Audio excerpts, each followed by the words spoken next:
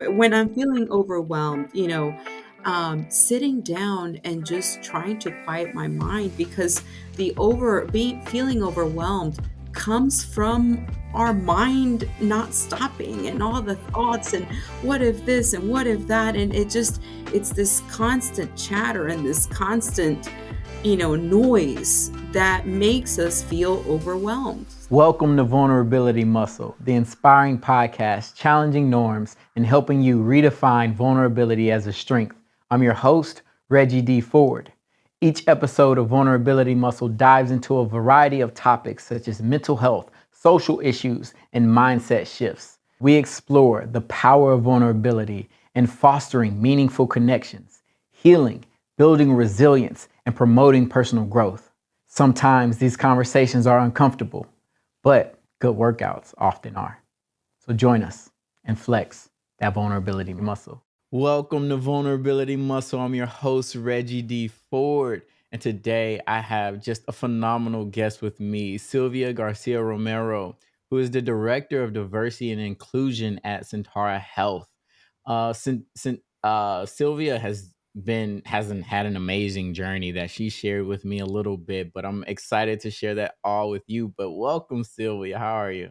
I am doing great, and thank you so much for having me. I'm excited Yes. about our conversation today, so thank you. Yes, me too. And just to highlight a little bit of what we're going to tap into, Sylvia's journey from immigrating from Mexico at the age of 10 to becoming this leader in healthcare, which is phenomenal. I'm so excited to hear what that journey has looked like. But before we get into that, I have a segment that I call What Comes to Mind. Mm. And so you let me know the first thing you think of. Are you ready? Yeah. What comes to mind when you hear the word vulnerability? Um, it's sharing our deepest, most personal fears, worries, concerns, the things that we're afraid that people will judge us on. And being vulnerable means being able to to let others into what's happening in your heart and mind, that you're worried Mm, that you may be judged. yeah. Well, if those fears get big in this conversation, I hope that you feel empowered to let me know. We can stop, we can breathe, we can go take a walk, we can do whatever needed. So you let me know, please, okay? Will do. What do you do to center yourself or ground yourself if you're feeling overwhelmed or stressed? um I think there's different things. One of the first things that I try to do is, and I don't remember what book or what speaker or who I took this little nugget from, but what's the worst that's going to happen?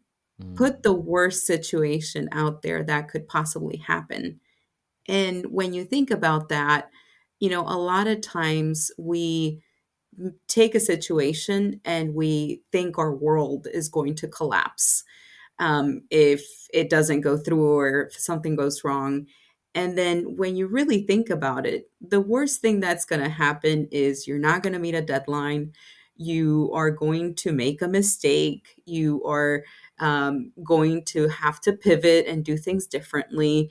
You'll have to explain sometimes, why the pivoting, why the changes. So and even and so I'm thinking kind of along the lines of work and professionalism, but even with the personal matter, like what's the worst thing that's going to happen? The person is going to get mad.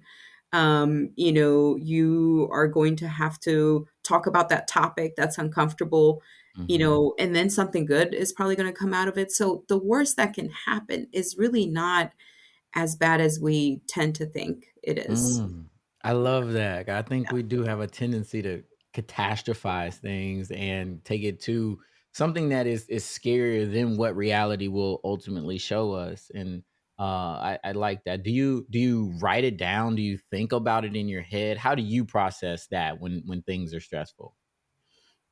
Um Not really. I think what I have been doing lately, that's helpful is meditation.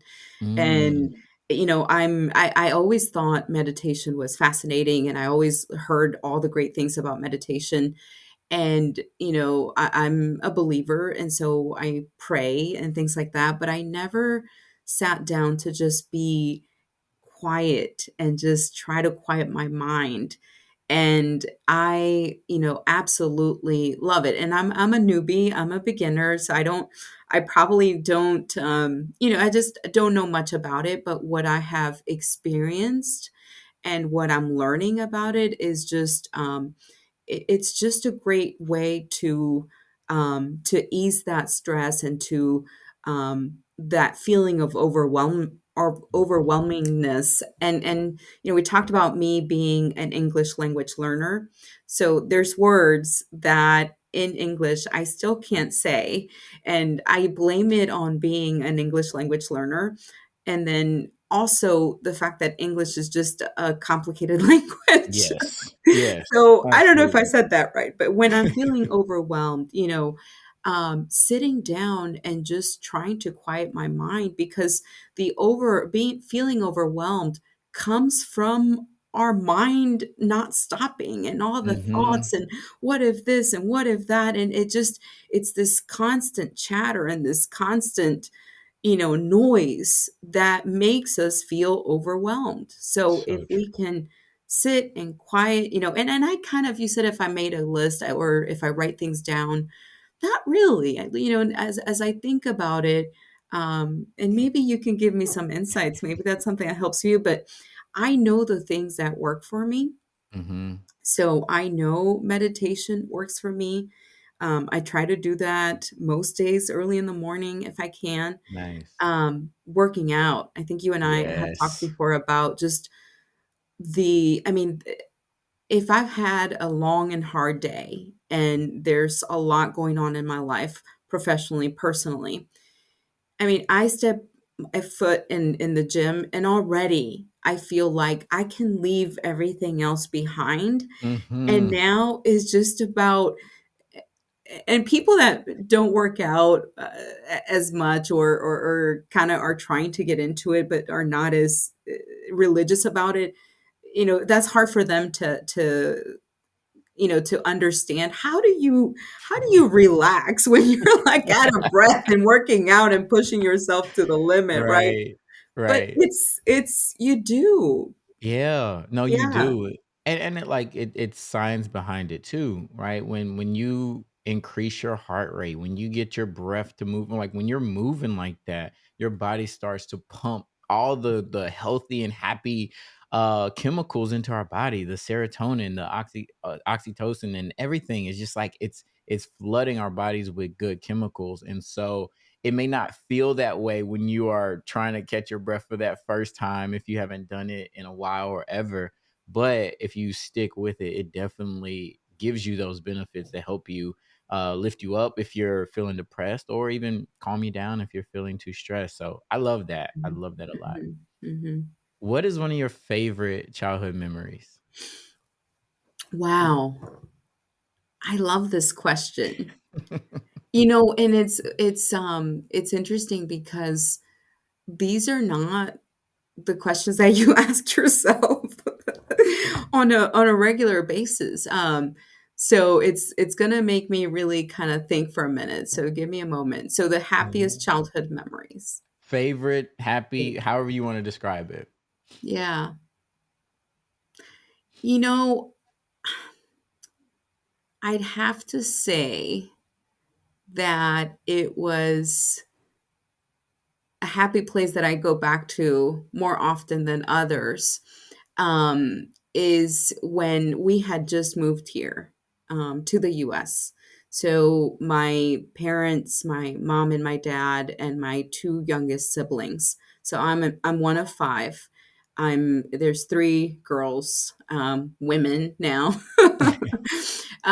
Three women, two men, and so my brother is the oldest, and I'm second, and I'm the oldest of the girls, of the women. And so my dad and my mom came ahead with my two youngest siblings. And then myself, my brother, and my sister came along 6 months later. And so for the first time ever since I can remember, we were all together because my dad had been a migrant worker. And so from the time before I was born, in fact, he was not home when when my mom was pregnant with me, or even maybe when I was born, because he would work, in do migrant work, and then for most of the year, and then he would come home to Mexico to be with us for 2 to 3 months, and then that was the cycle. And so I grew up like just looking forward to my dad coming to stay with us for a couple of months, and that was Oh, really happy times. And so that's those memories really stand out in my mind as well. But then when we were finally able to all come and to know that dad wasn't going to have to leave anymore, and that we were all going to be together, and that now we were in this country that, I always fantasized about, that, I heard about from my dad, and my dad would bring us, gifts and, things that we didn't have in Mexico that I just thought were so amazing. So if he's bringing these, wonderful gifts, from the US, like, I wonder what, how wonderful this country is. And, I knew at a young age that most of the people in my community um, would immigrate to the US for work and better opportunities. So, I had all these fantasies about what the US would be like. And now we were here, and we lived in a small 2-bedroom trailer, and for the first couple of months, it was actually two families. My, mom and dad with 5 kids, mm-hmm. my aunt and my uncle with their 3 kids. So we Wow. were we were all spread Wow. out in the living room, on the couches, on the floor. And then eventually we got our own trailer, and my aunt and my uncle, they got theirs.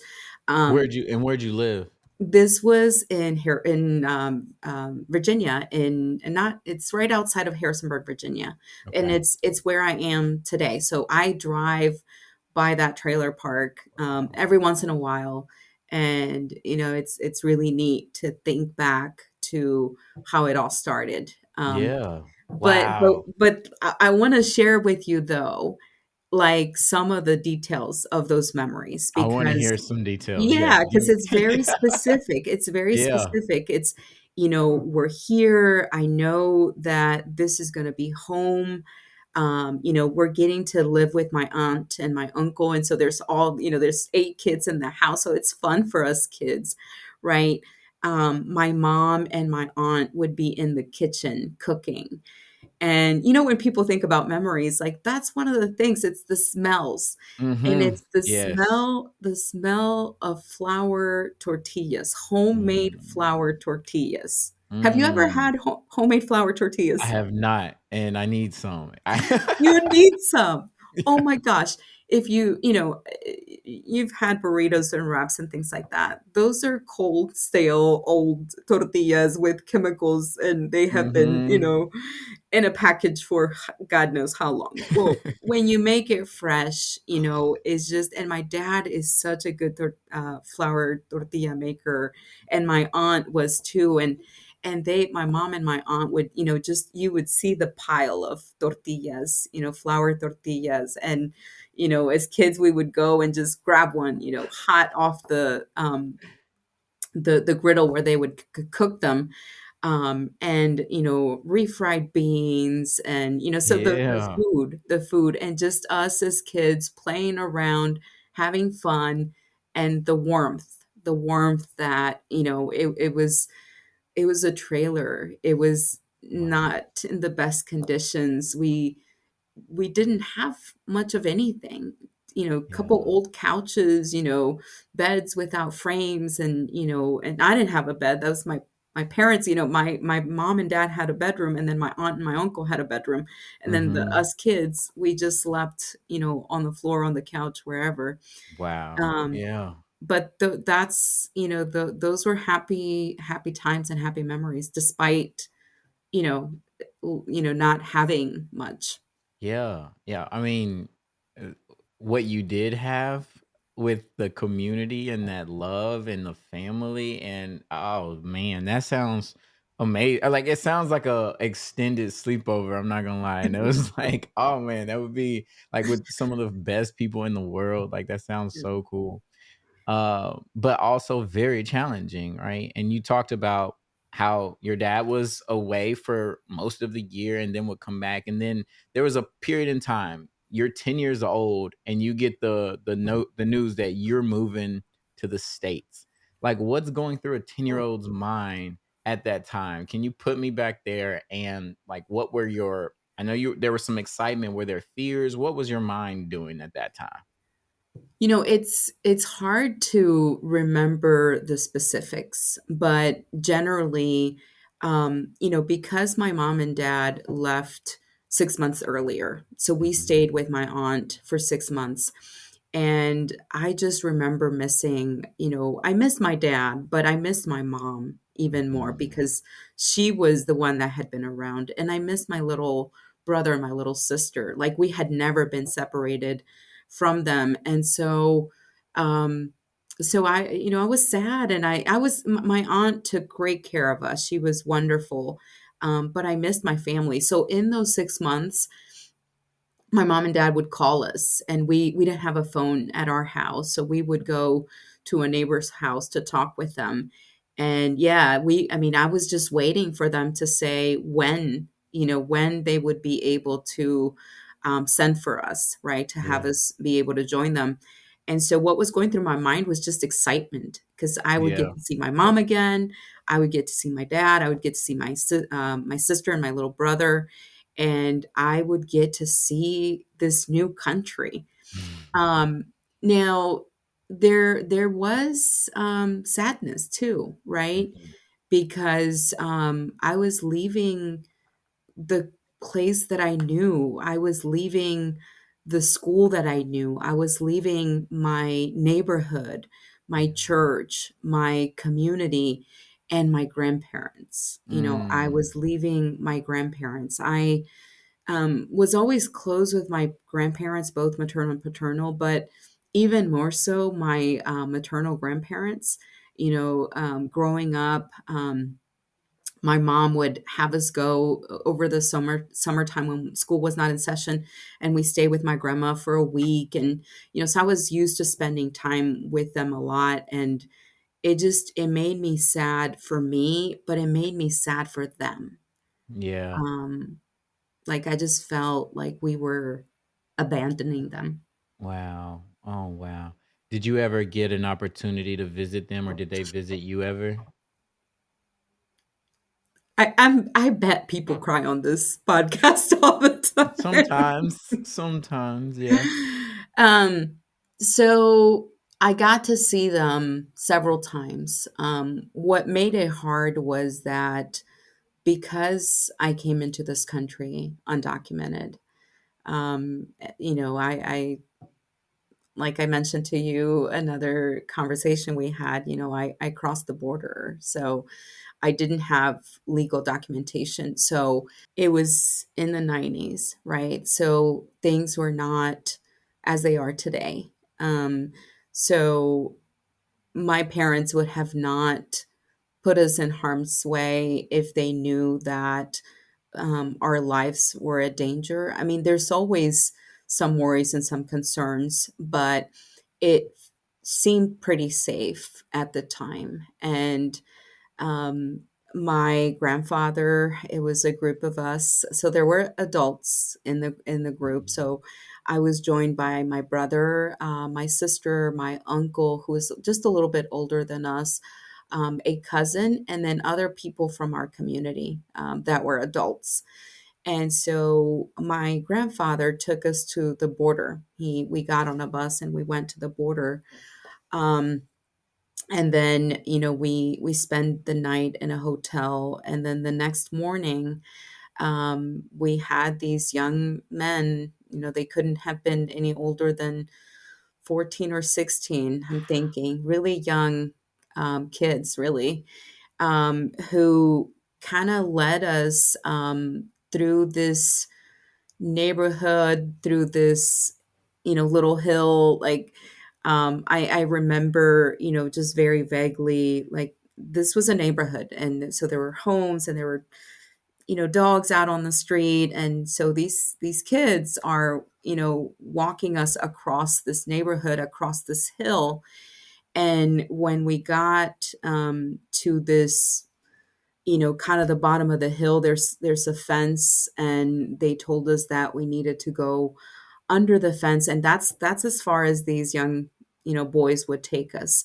They Mm. gave us instructions on what we had to do. So basically, go under the fence, and then there were these set of stairs that we needed to go down this hill, and then we had to cross this road, and then there was this store, some sort of convenience store, I guess, that we were instructed to go into the store and don't look suspicious, pretend that you're shopping, pretend you're a shopper.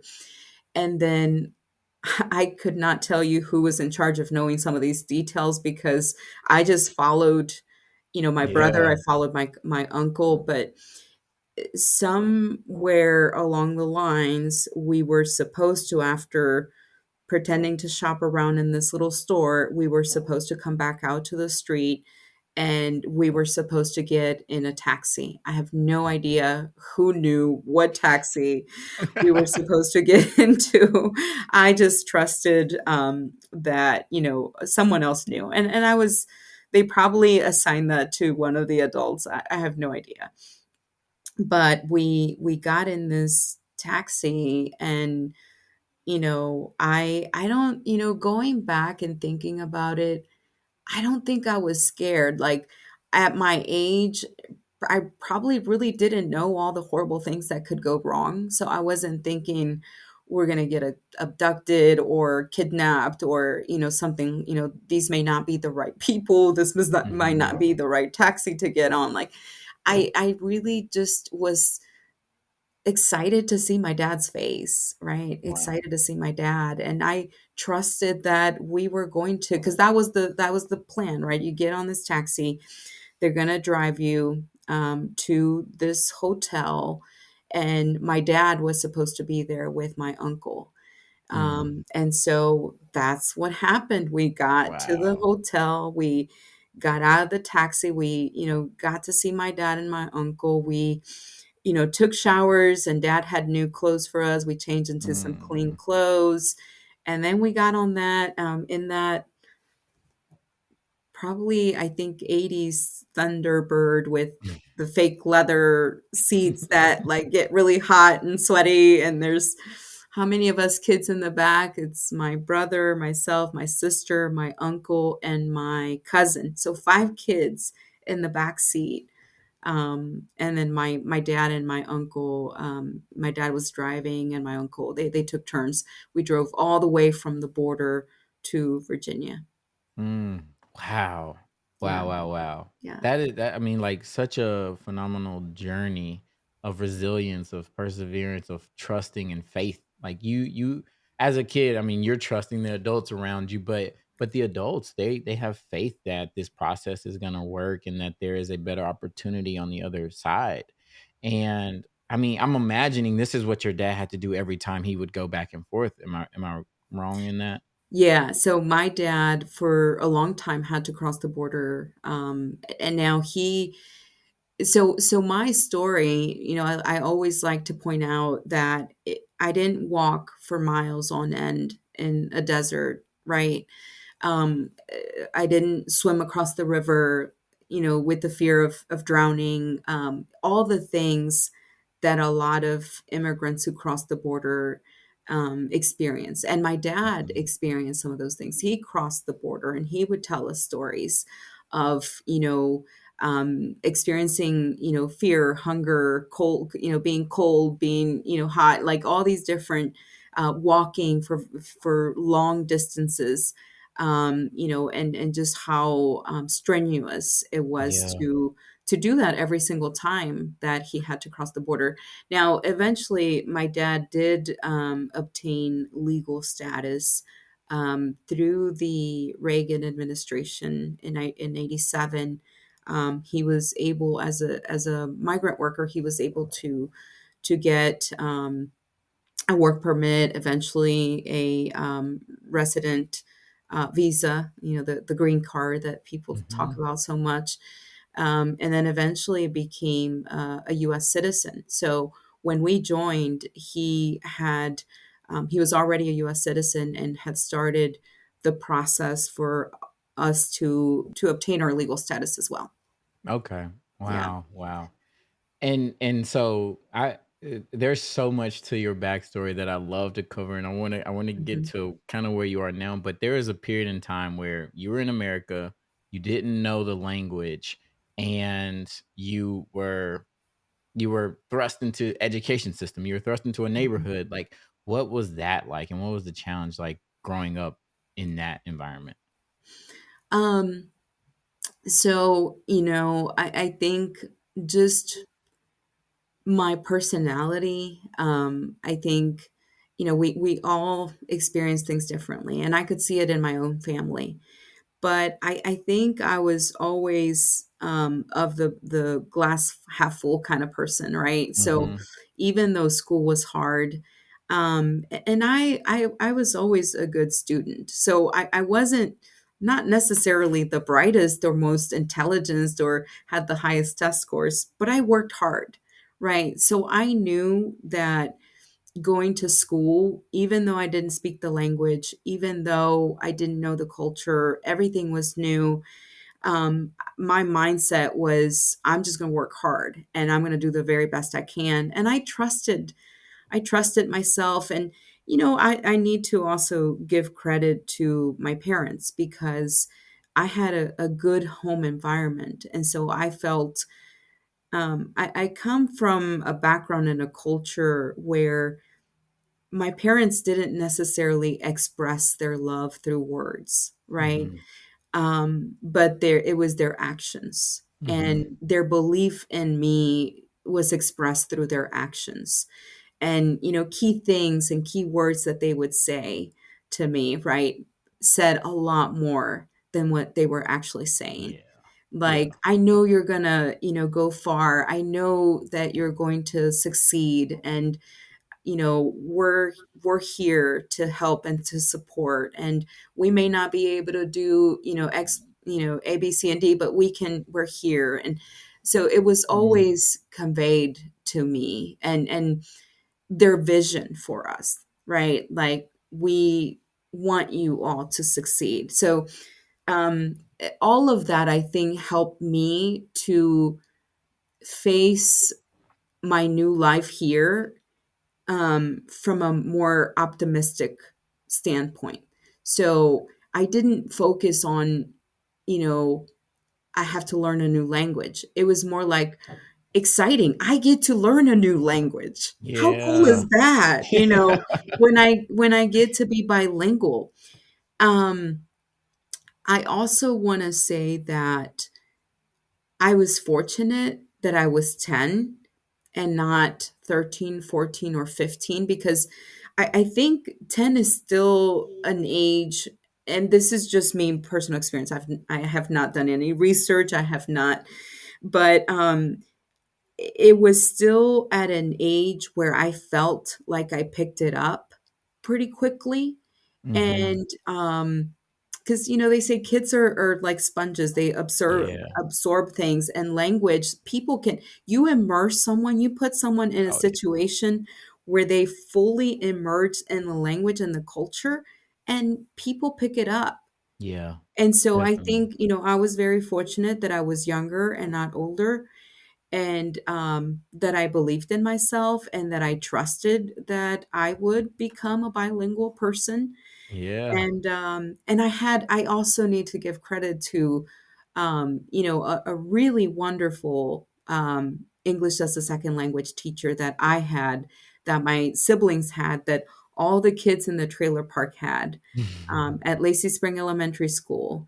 Miss Long, I mean, she was, she made learning fun Yeah. and learning English fun. I still remember the songs and the books. Like, she would have us write these books, like really simple books, like "I want," and that was a way to teach us these really simple phrases. But I had Mhm. like dozens of these books. "I want," "I like," just different books, and I still remember them. And she would, um, what's the word, like, oh goodness, I'm blanking out. Back in the old days, because I'm in my 40s, and people now would not understand, but because you kids use Chromebooks at school, but we Oh, used to yeah. make paper books and laminate them. She would laminate Yeah. them and staple them so we could keep it for forever. Oh, that's amazing. And we'd draw.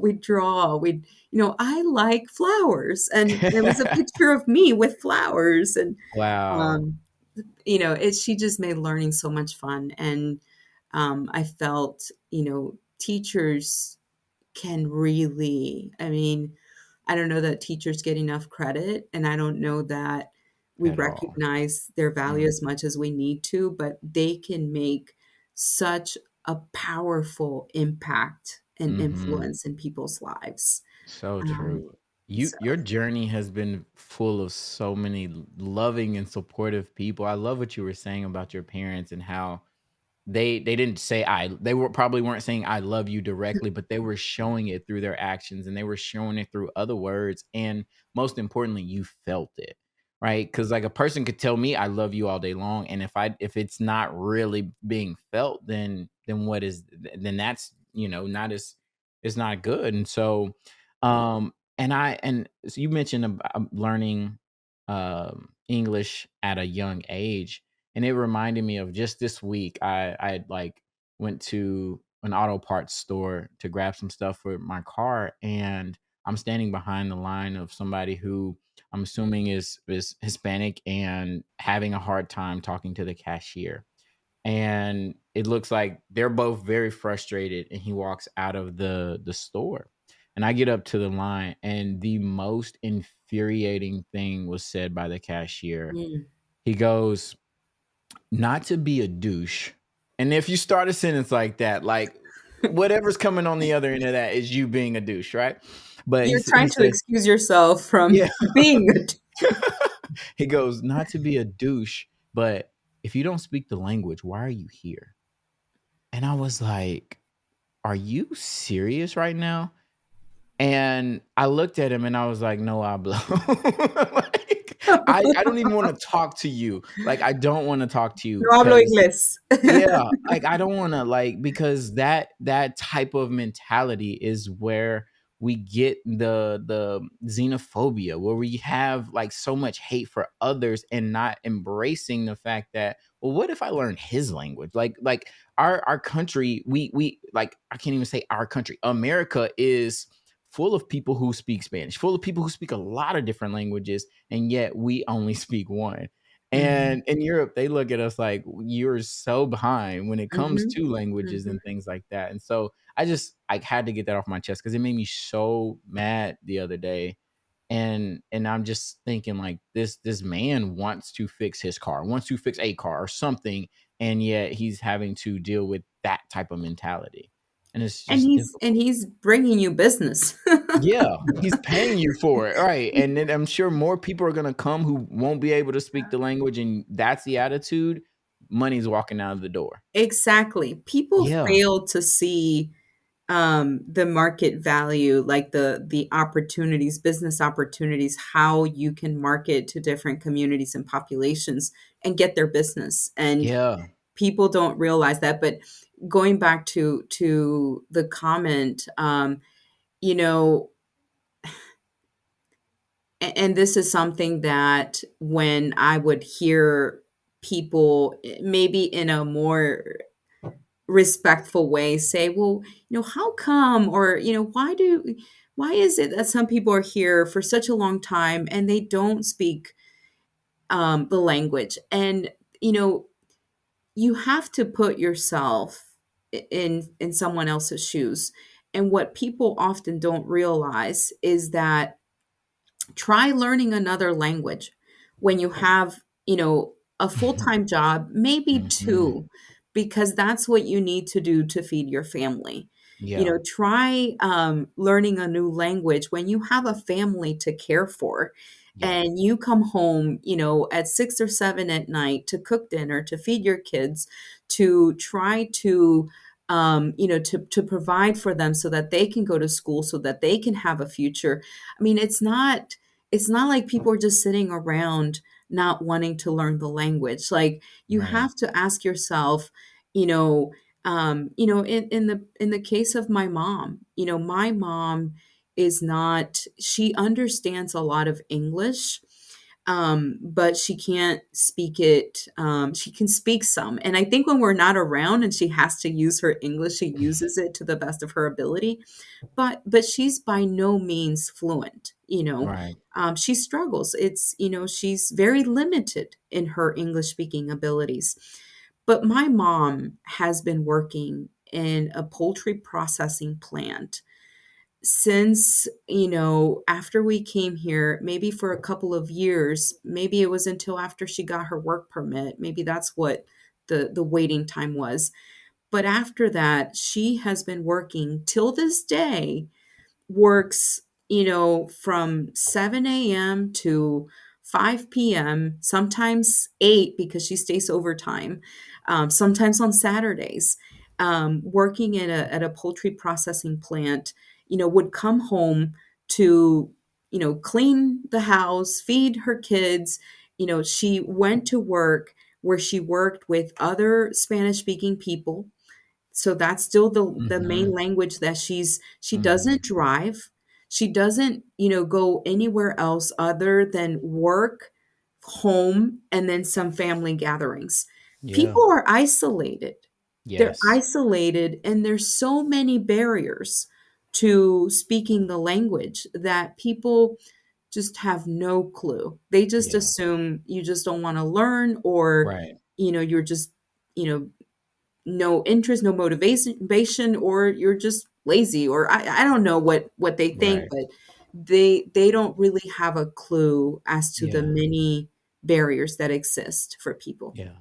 I love what you said about like the community of I work with people who speak Spanish. I go home, they speak in Spanish, and it reminded me. So I went from um a part of town where it was primarily black and low socioeconomic status, and I thought that was the world, right? That was the world for me at one point in time. And then I went to a private school where in a part of the city called Belle Meade, and in Belle Meade, folks, they worked and they lived and they were educated, and they were in that Belle Meade bubble, just like I was in my bubble, just like people are clustered, like you said, isolated in those bubbles. And if you can take a step back and realize that, okay, I go to work with people who are like me. I go grocery shopping with people who are like me. I come home, like all those things in your life. It's the same thing that you're saying, right? Mhm, It's the mhm, same. And so I was really attuned to that during the, I think, 2016 election. mhm, I was working in that Bell Me bubble, and just the ways in which people would talk and communicate about other people outside of that bubble, I was like, you have no idea what mhm, other people are dealing with in life. mhm, And it's because mhm, I can't fault you for that. You haven't stepped outside of mhm, this, but like let's be a little bit more compassionate and empathetic toward other mhm, people's experiences. And it just it highlights, we this is why I love having conversations like this, because when we hear people's stories, we get to humanize them and then mhm, connect on a deeper level. mhm. And I mean, your story is absolutely phenomenal, and we just like touching the ice tip of the iceberg of Yeah. it. You mentioned earlier with these teachers and people that are poured into you, that allowed you to be uh a college graduate. That, I mean, like you've done and become a lot of different things in your life. Can you take us through some of that evolution to getting to the place that you are now? Yeah, absolutely.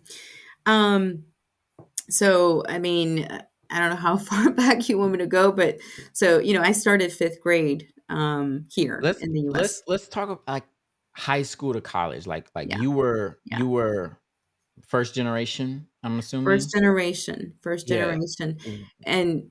And so one of the neat things too about my journey, Reggie, is that I was getting ready, as I got closer to graduating from high school, one of my fears was, am I going to have my legal status, right? Mm. Because there's a lot that comes with being undocumented, and trying to go to college. One, just having to not being eligible for any kind of assistance, not being eligible for in-state tuition, and I don't stay as up to date now with kind of how it all works, but I mean, there's certainly um, a lot more barriers for people wanting to get an education who were not born in the US, who don't have a legal status. So that was a concern for me. Luckily, we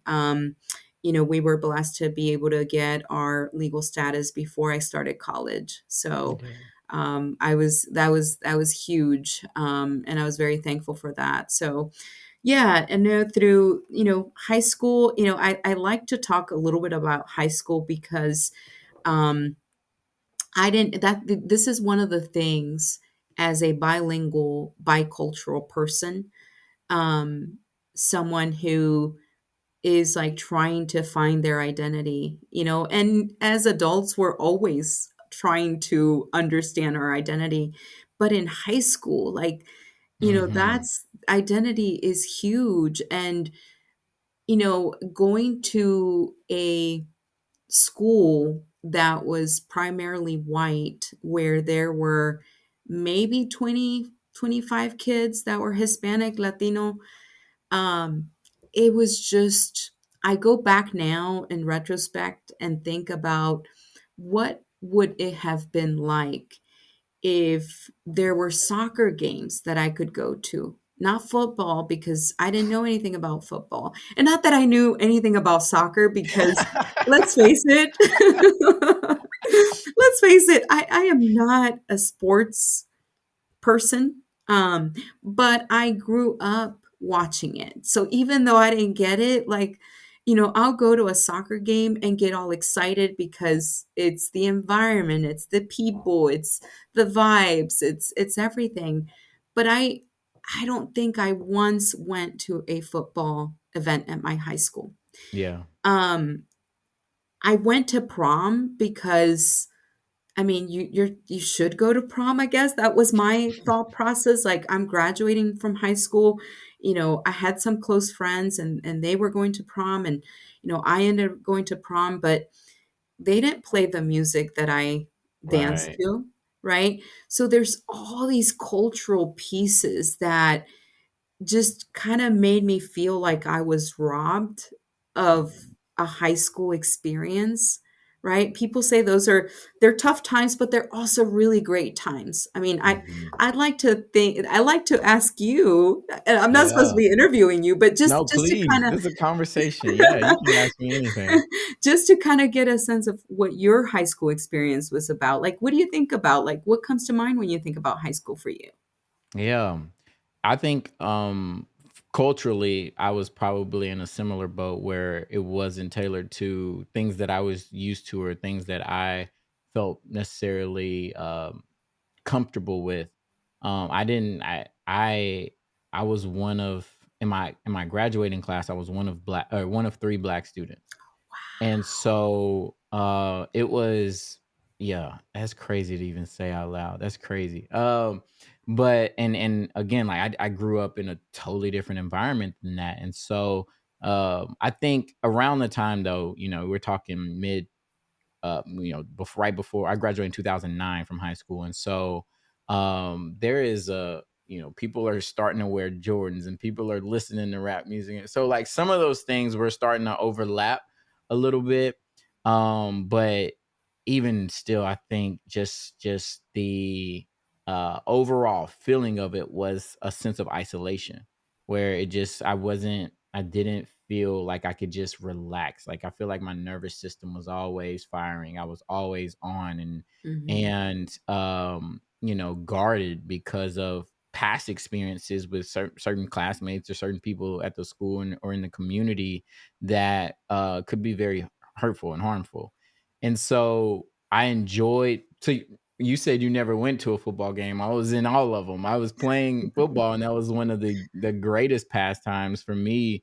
One of the best experiences of my high school career was football and Friday Night Lights. It was an amazing time with my brothers, and we got out there and we whooped a lot of butt and we had fun. And so I think, you know, having that part of, you know, American culture being a part of just something that I was so passionate about was really fun.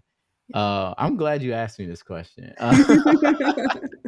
Well, I was uh, curious and see, yeah, I didn't know what you were gonna say, but I was, it's interesting that you can relate to the fact that culturally it wasn't necessarily a culture that reflected your home culture, your yeah, community culture, right? yeah, Um, yeah, I mean, yeah, it was not definitely not the music that I would dance to, and so it wasn't so the social aspect, right? So yeah, I saw school as like, you know, I enjoyed it to some degree because, you know, I've always been like the good student and like you know, I appreciated the assignments and the projects and you know, and I to a degree I had fun, you know, yeah. with that, right?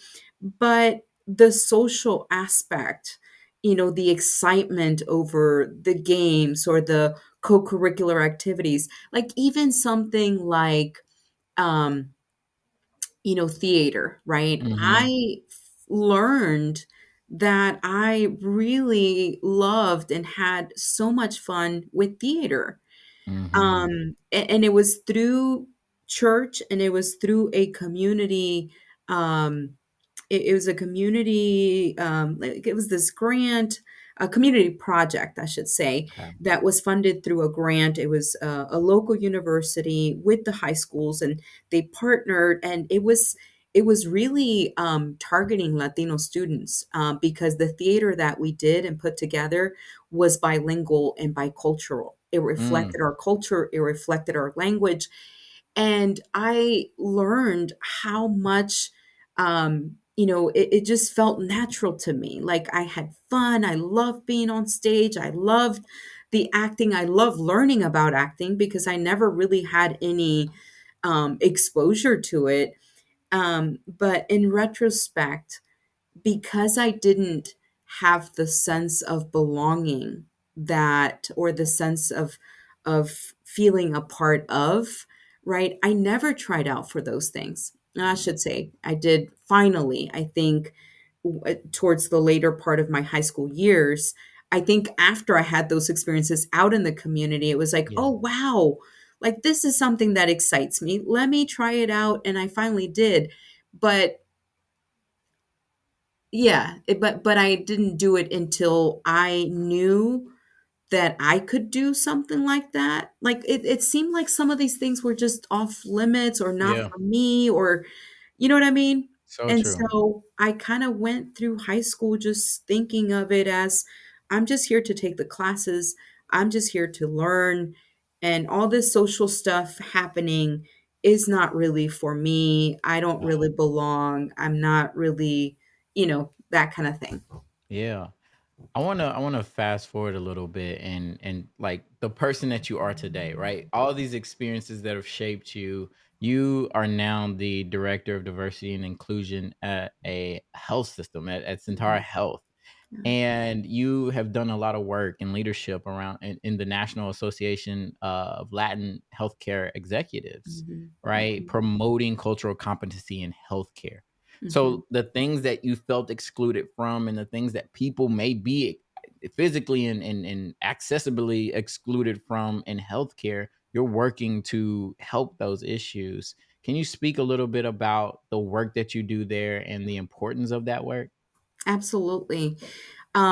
And so it's neat that you asked me this question at this point, because we've kind of talked through all the things that bring us to today, and why I do the work that I do, Mhm. and why it's not just a job for me, and it's not just like I will be advocating and promoting understanding of differences, whatever kind of work I do.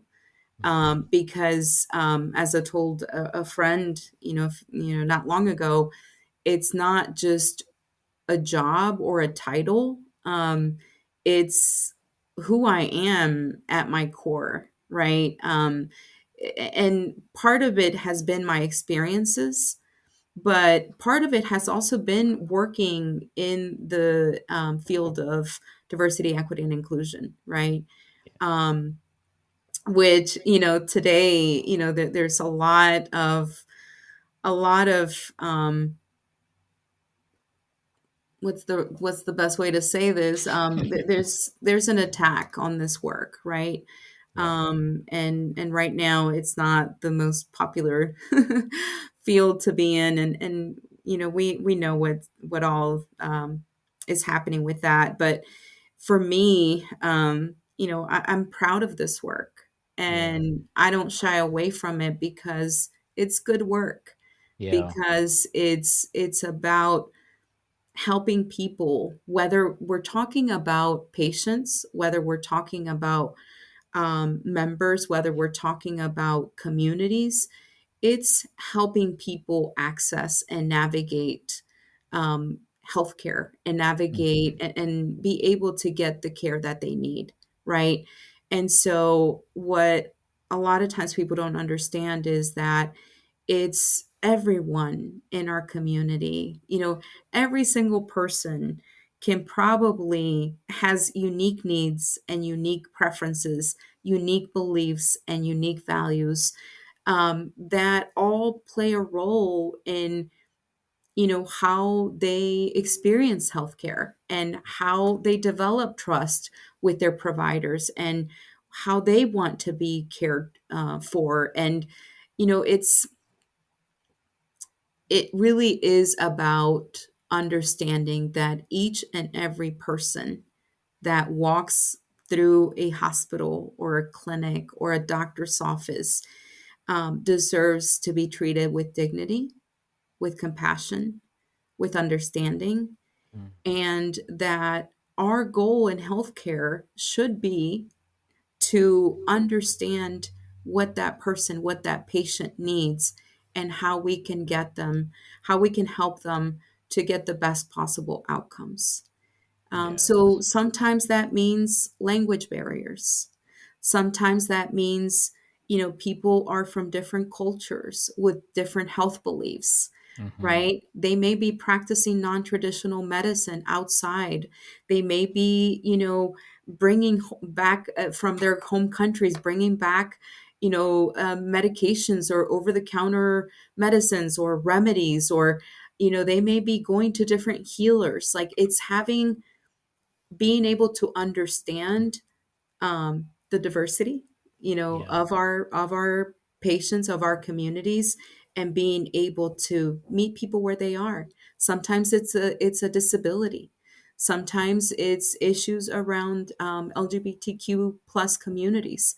Sometimes it's the aging population. I mean, there's so much complexity in people, Mhm. and in healthcare, we need to understand and respond to that. Mhm. Yeah. Oh, I could listen to that all day long, and I think like it just it sounds like the work that you all are doing as a organization, and the passion and the purpose behind so much of what you do personally are very intertwined, and also intertwined with just the overall ethos of DEI, of diversity, equity, and inclusion.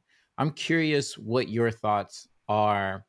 Um, like what are the misconceptions around diversity, equity, and inclusion, and why do you think there is an attack on it? Yes. So the misconception that people often have is that diversity, equity, and inclusion is only to serve, minoritized populations. And a lot of times that's associated with Black and Brown, right?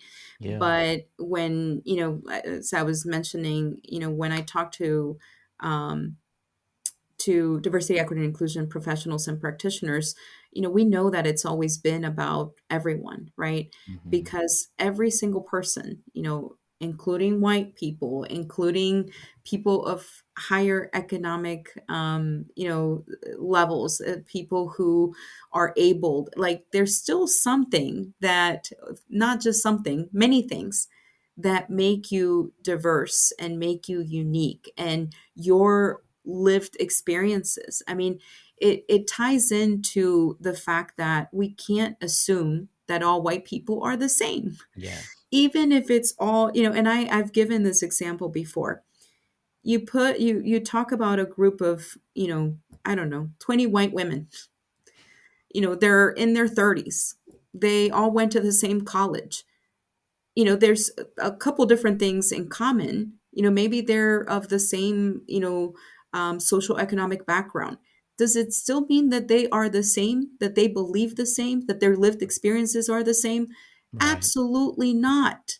Yeah. Absolutely not. And that goes for a group of Black women or a group of Hispanic men, or Hmm. even if they are in the same age group, even if they share the same race, gender, sexual orientation, there's still going to be a lot of things about each individual that makes them unique, different, whose experiences have shaped them, who they are, what they believe, what they value, how their Yes. perspective, their perspective.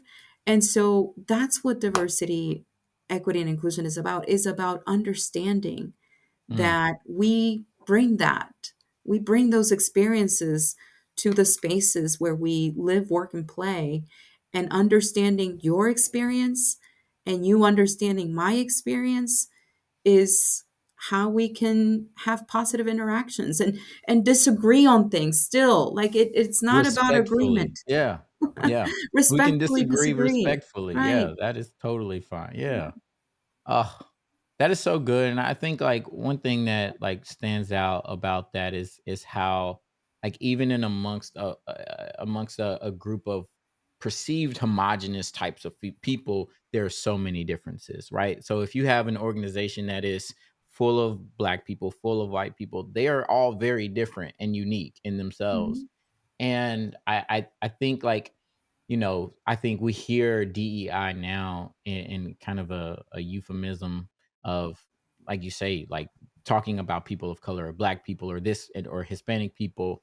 When DEI, like, if you look at the labor statistics and the research, the number one beneficiary of DEI are white women, and Mhm. then it's followed by Asian professionals, people who identify as LGBTQ. You have Hispanic women after that, Black men, people with disabilities, and then Black women. And Yeah. so, look, when you think of DEI, like, the misconceptions are there, and it's understood, and I hate that we make assumptions of that in that way, but when it comes down to it, it's about uplifting people, it's about inclusion, like you said.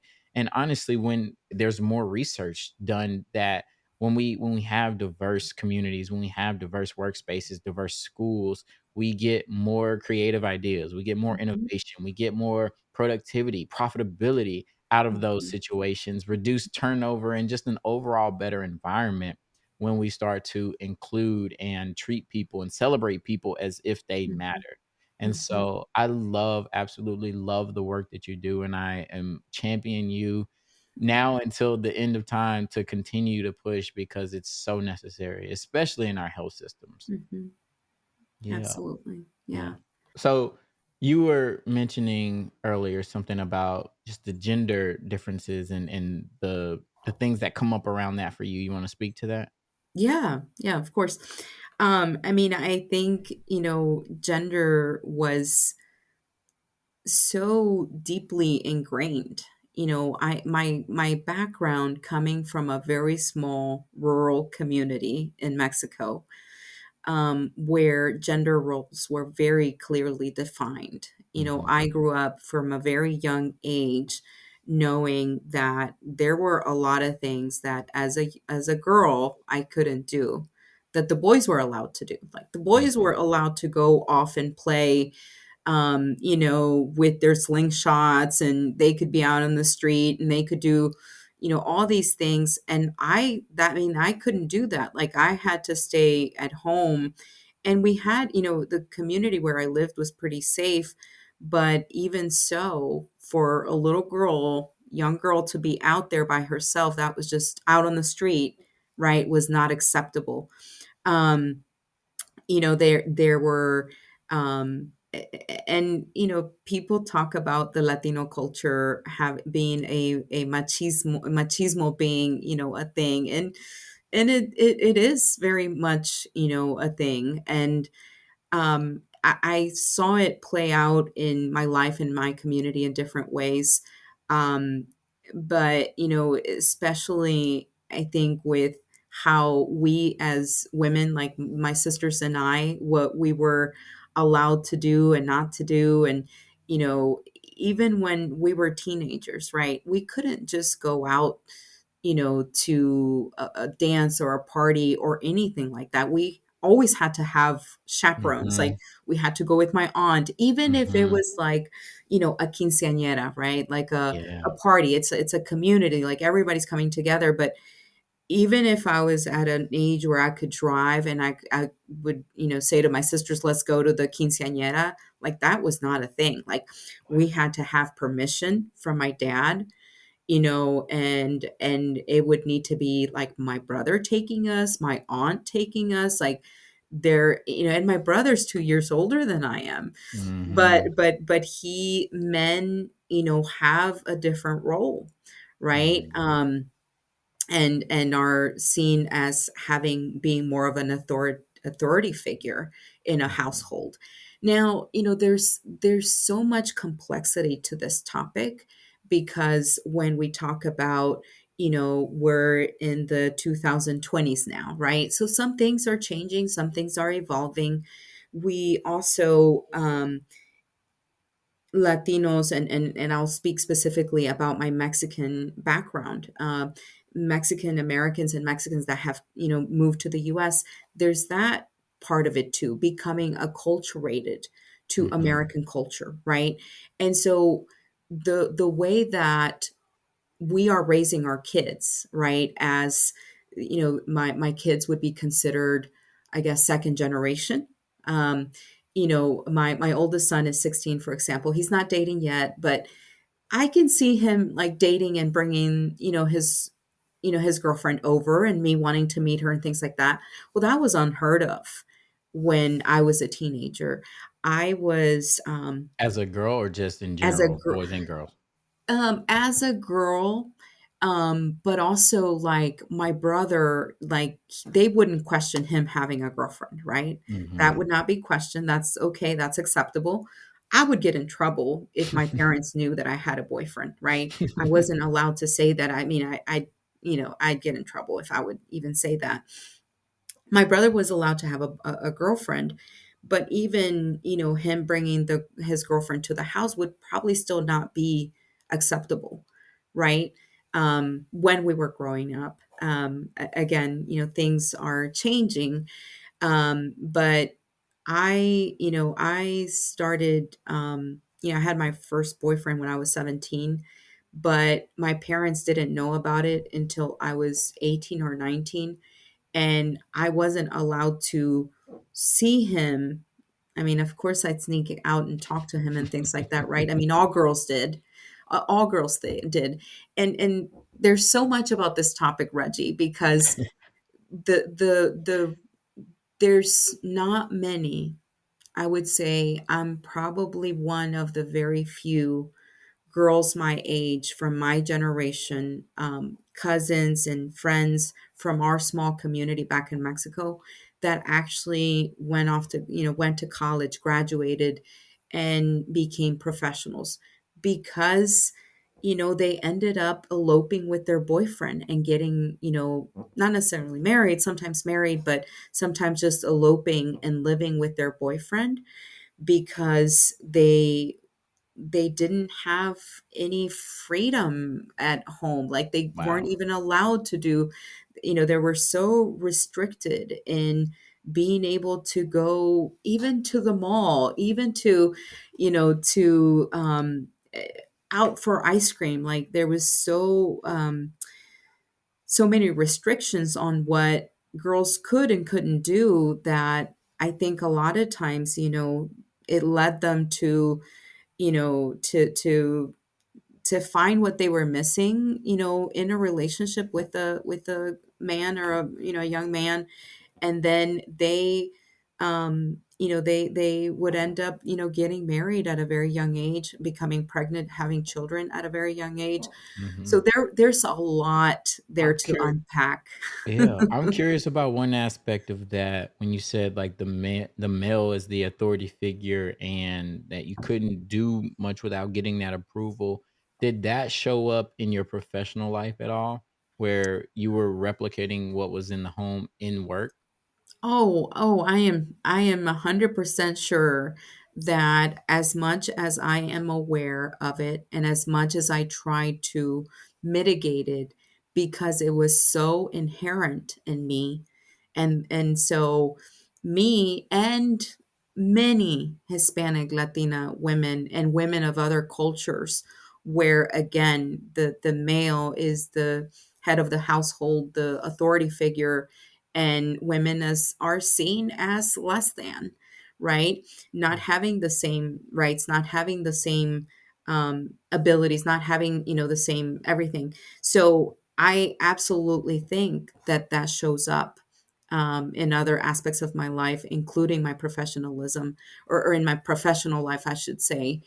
And so there's this awareness of almost like trying to present myself as confident, as sure of myself, as all the things that I think people might think I am not, Yeah. because I am a woman and because the image and because of all of these things that I grew up seeing how women couldn't.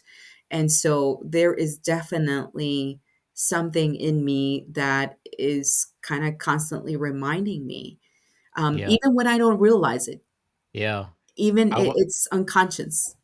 if I pretend there's thousands of women behind me who grew up in that similar environment and feel that way when it comes to work.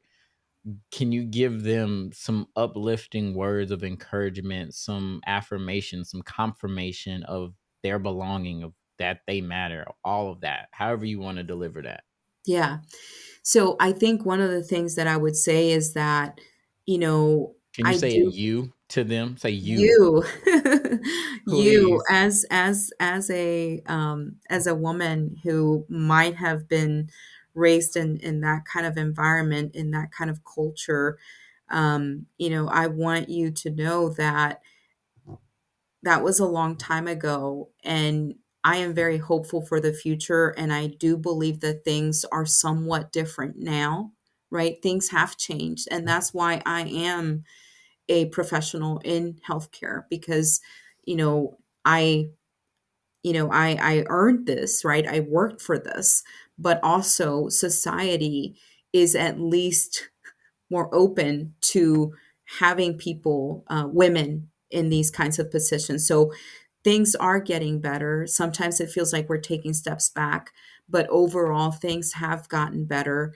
And I would say, to you that, we need to, or that you can work each and every day in each and every space where you show up, to have a little affirmation that you say to yourself that I matter, that my perspective is valuable, that I have talents and gifts that the world needs, that this space needs, and take that space, own that space with all the confidence, because what have you got to lose? You've got a lot more to lose if you sit back and you say, I don't, people are not going to value my perspective, people are not going to value what I have to share, people are not going to value what I have to bring, you have more to lose if if you settle into that mindset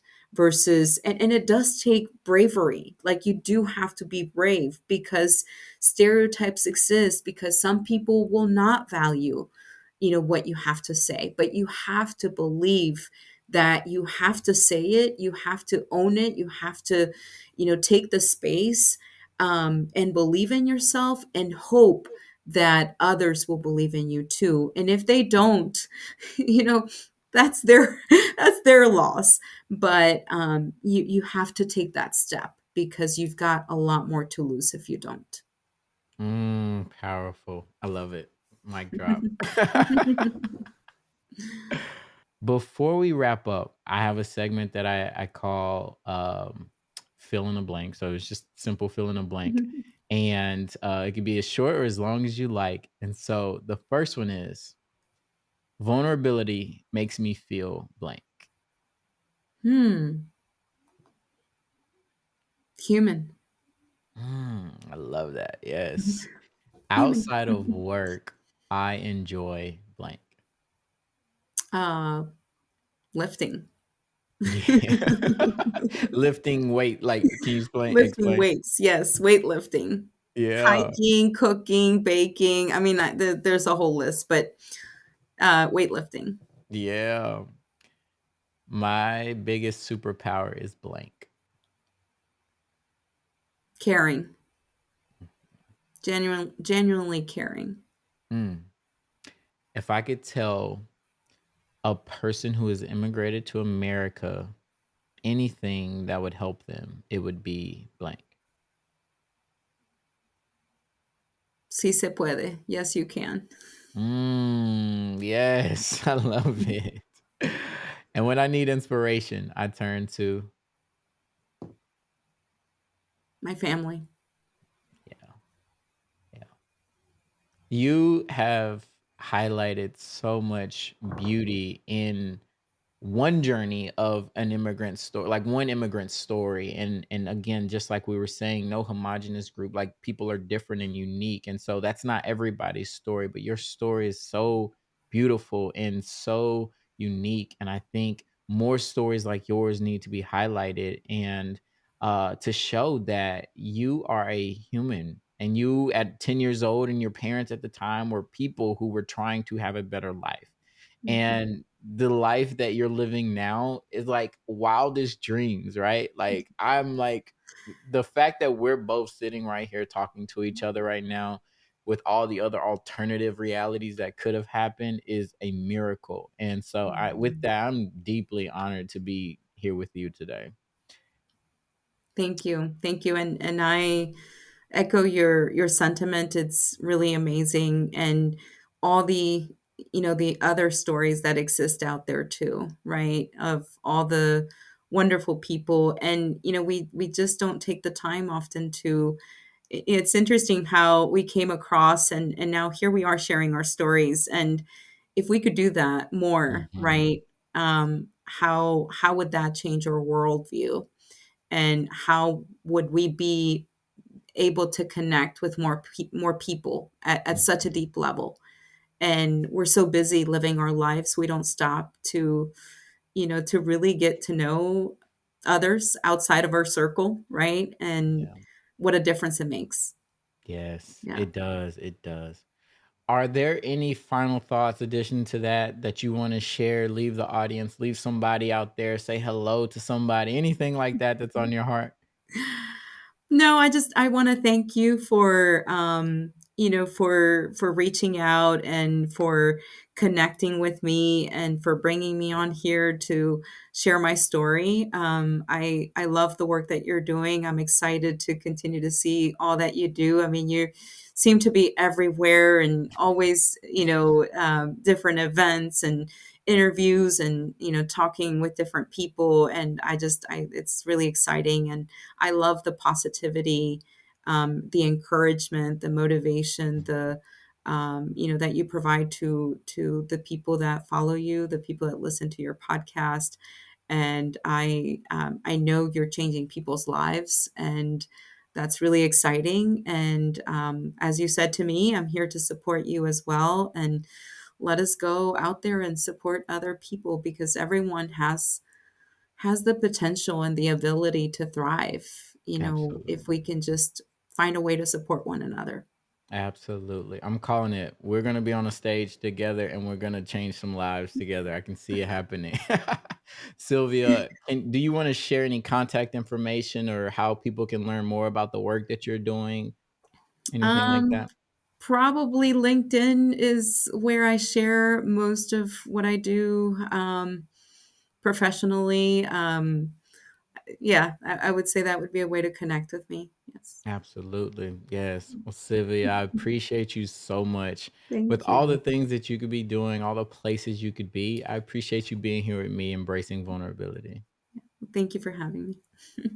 Thank you for joining us in another episode of Vulnerability Muscle. If you've enjoyed these conversations around vulnerability, please consider leaving a review. Your feedback not only motivates us to continue to do the work that we do, but it allows other people to witness the power of vulnerability. Share your thoughts on YouTube, Apple Podcasts, Spotify Podcasts, or wherever you're listening from. And don't forget to spread the word. You can follow us at Vulnerability Muscle on Instagram and me personally at Reggie D Ford across all platforms. Visit vulnerabilitymuscle.com for additional resources and support. And remember, embracing vulnerability is not a sign of weakness. It is the source of your greatest strength. Sometimes it's uncomfortable, but most workouts are. So keep flexing that vulnerability muscle.